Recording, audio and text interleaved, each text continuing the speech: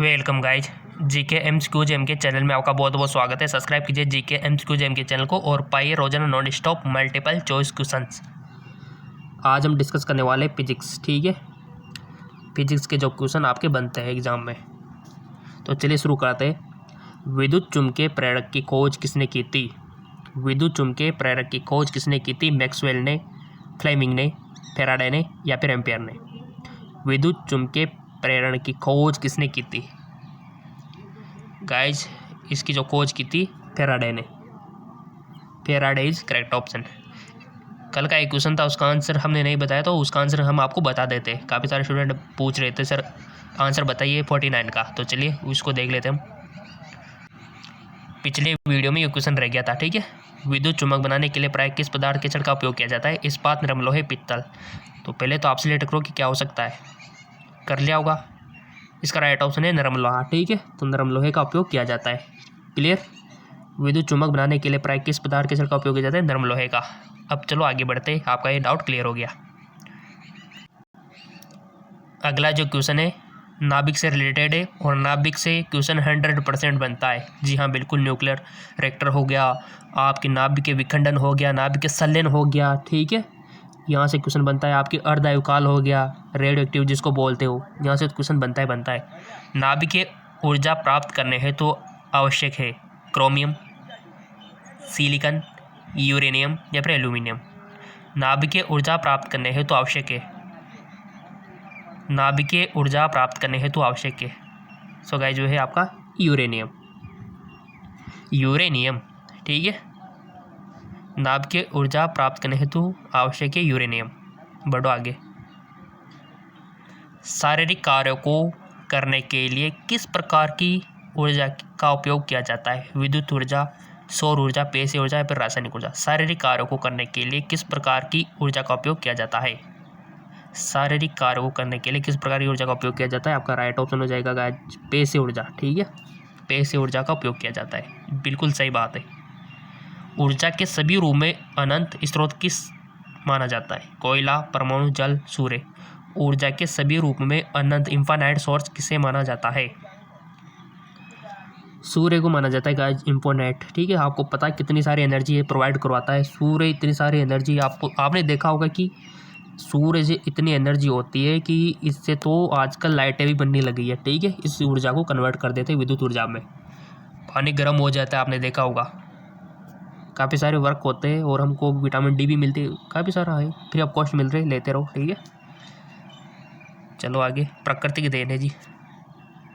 इनमें से कौन नवीनीकरण ऊर्जा है? देखो, एक होता है अनवीनीकरण, लग जाता है इसके आगे, और एक होता है नवीनीकरण। इसका थोड़ा सा ध्यान रखना क्या होता है दोनों। इनमें से कौन नवीनीकरण ऊर्जा है? कोयला, सौर ऊर्जा, प्राकृतिक गैस या पेट्रोल? सौर ऊर्जा। सौर ऊर्जा। नवीनीकरण जानते हो ना क्या होता है? नवीनीकरण का मतलब होता है असमाप्य, जो कभी समाप्त नहीं होती। और अनवीनीकरण का मतलब होता है समाप्य, जो समाप्त हो सकते हैं किसी टाइम पे। ये क्लियर कर लेना पहले। देखो, जहाँ नवीनीकरण आ गया तो लगा देना समाप्य के आगे, ठीक है। उल्टा एक तरह से इसे मान सकते हो आप। तभी तो असमाप्य, यानी कि जो कभी समाप्त नहीं होगा, सौर ऊर्जा। अगर मान लो आपसे पूछ लिया जाए कि निम्न में से कौन नवीनीकरण है, तो क्या बताते? कोई कोयला हो गया, पेट्रोल हो गया, कभी समाप्त हो सकते हैं, ठीक है। तो ये होता है नवीनीकरण और अनवीनीकरण। बढ़ो आगे की ओर। पृथ्वी पर ऊर्जा का सबसे विशाल स्रोत है। पृथ्वी पर ऊर्जा का सबसे विशाल स्रोत है सूर्य, लकड़ी, चंद्रमा, कोयला। सूर्य, सूरजवामंतम, ठीक है। चलो आगे बढ़ो। डेनमार्क को कहा जाता है उद्योगों का देश, जल विद्युत का देश, पवनों का देश, खनिज पदार्थों का देश। डेनमार्क को गाइस उसको कहा जाता है पवनों का देश कहा जाता है, ठीक है ना। पवन चक्कियाँ इतनी सारी है। सौर सेल बनाने के लिए किस धातु का उपयोग किया जाता है? स्टील का, सिलिकॉन का, अभ्रक का, शीशे का? सिलिकॉन, ठीक है। अर्धचालक चैप्टर पढ़ोगे वहाँ खूब डिस्कस डीपली पढ़ोगे आप। सौर सेल और ऊर्जा को किस ऊर्जा में रूपांतरित करते हैं? सौर सेल सौर ऊर्जा को किस में रूपांतरित करते हैं? विद्युत में, गतिज में, यांत्रिक में, ताप में? गाइस वो करते हैं आपको विद्युत में, ठीक है। निम्न में से किसका उपयोग खाना बनाने वाले ईंधन के रूप में नहीं किया जाता? एलपीजी, बायोगैस, सीएनजी, कोयला। खाना बनाने वाले ईंधन के रूप में नहीं किया जाता गाइज, तो वो है आपका सीएनजी, सिंपलित प्राकृतिक गैस जिसको आप बोलते हो। ठीक है। प्रकाश संश्लेषी अंगक इनमें से कौन है? स्टोमेटा, जड़, हरित लवक, पत्ती। सो गाइज जो है आपका हरित लवक। ठीक है, हरित लवक। अगला क्वेश्चन, कार्य का मात्रक बताओ। वाट, जूल, न्यूटन, एम्पियर। ये बेसिक क्वेश्चन आ जाते हैं बहुत सी बार एग्जाम में, और काफ़ी सारों को पता नहीं होता क्योंकि बहुत सारों को ध्यान तो हार्ड चीज़ों पे ना, ईजी भी क्वेश्चन आते हैं, ऐसी बात नहीं है। ठीक है, तो हमारा मकसद है, हमारा फ़र्ज बनता है कि ईजी भी क्वेश्चन करवाएं, मिडिल वाले भी और हार्ड वाले भी। जेके लोन जॉब पे तो मिडिल मिल जाएंगे आपको, ना ज़्यादा हार्ड ना ज़्यादा ईजी। ठीक है, और यही क्वेश्चन आपसे पूछे जाएंगे। कार्य का मात्रक है वाट, जूल, न्यूटन, एम्पियर। तो गाइस इसका राइट ऑप्शन हो जाएगा जूल। ठीक है, ये ग्रीन हो जाता है जिस पे भी राइट ऑप्शन है। ठीक है, जूल। प्रकाश वर्ष इकाई है समय की, द्रव्यमान की, दूरी की, इनमें से कोई नहीं। प्रकाश वर्ष, सो राइट ऑप्शन हो जाएगा दूरी की। ठीक है। पारसेक इकाई है, इकाइयाँ याद रखनी काफ़ी सारी आपको। मात्रक किसको किस में मेजर करते, ये क्वेश्चन फिजिक्स में अक्सर बनता है, भौतिक विज्ञान में। पारसेक इकाई है द्रव्यमान की, चुंबकीय बल की, समय की, दूरी की। राइट ऑप्शन हो जाएगा दूरी की। ठीक है।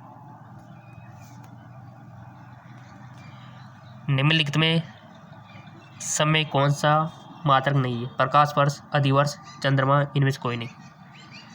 तो राइट ऑप्शन हो जाएगा प्रकाश वर्ष। चलो बढ़ो आगे क्यों। दाब का मात्रक है डाइन, जूल, वाट, पास्कल। सो गाइस इसका राइट ऑप्शन है पास्कल, यानी कि प्रेशर जो होता है इसको पास्कल में मेजर करते हैं। ज्योति तीव्रता का मात्रक है ऑप्टर, कैंडला, न्यूटन, इनमें से कोई नहीं। कैंडला। मात्रकों की अंतर्राष्ट्रीय पत्ती कब लागू की गई? मात्रकों की अंतर्राष्ट्रीय पत्ती कब लागू की गई? 1965, 1971, 1991, 1985। तो राइट ऑप्शन हो जाएगा आपका 1971। खाद्य ऊर्जा को हम किस इकाई में माप सकते हैं? जूल, कैलोरी, अर्ग। तो राइट ऑप्शन है आपका कैलोरी में। विद्युत मात्रा की इकाई क्या है? ओम, वोल्ट, एमीटर, वाट।